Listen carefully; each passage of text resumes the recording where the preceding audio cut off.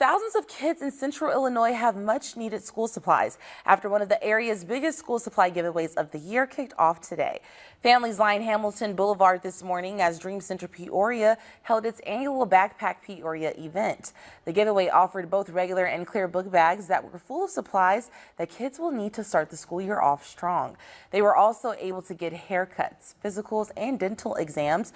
We spoke with one sixth grader who was appreciative her and her family could start the school year off right. It's good to get them prepared for school because so they can be ready to learn and achieve their goals, and also just like be focused and ready.